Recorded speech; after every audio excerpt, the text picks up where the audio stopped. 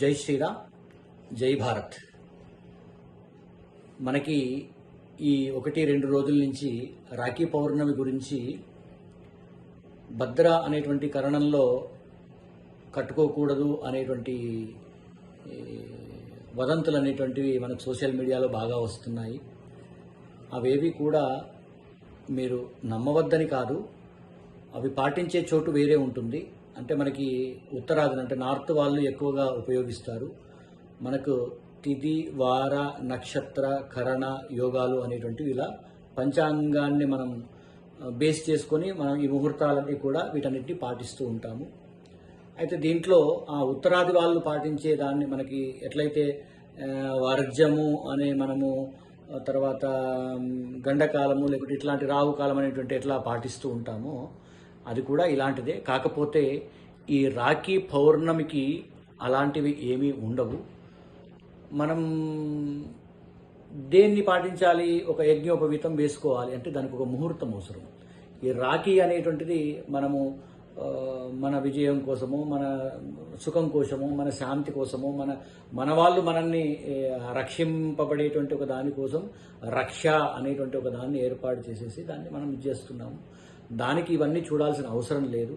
మనం ఎంతవరకు చూడాలను అంటే దీన్ని మూఢనమ్మకం చేసుకొని బయట వాళ్ళు చేసేటువంటి వేరే మతాలు చేసేటువంటి వాటికి మనం ఆస్కారం ఇచ్చేటువంటి అవకాశం ఉండకుండా ఉండాలి అని ఈ యొక్క వీడియోని చేయడం జరుగుతుంది.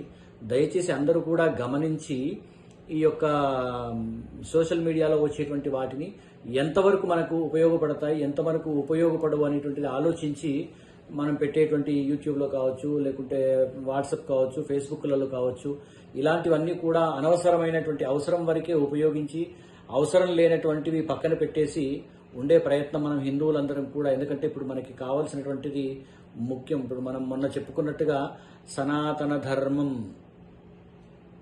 కావాలి మనకి. చెప్పాం కదా, ఒక బ్రాహ్మడు ఏం కోరుతాడు? మన హిందూ ధర్మం ఏం కోరుతుంది? సర్వే జన సుఖినో భవంతు అని కోరుతుంది. ఈ సుఖాన్ని ఎంతసేపు ఎంతమందిని కోరుదాం? వాళ్ళందరూ మన సుఖం కోరట్లేదు. కాబట్టి కనీసం మన సనాతన ధర్మం సుఖినో భవంతు అనేటువంటి స్లోగన్ని తీసుకొచ్చేసి మొన్న తీసుకొచ్చేసి మనం ప్రారంభం చేశాము.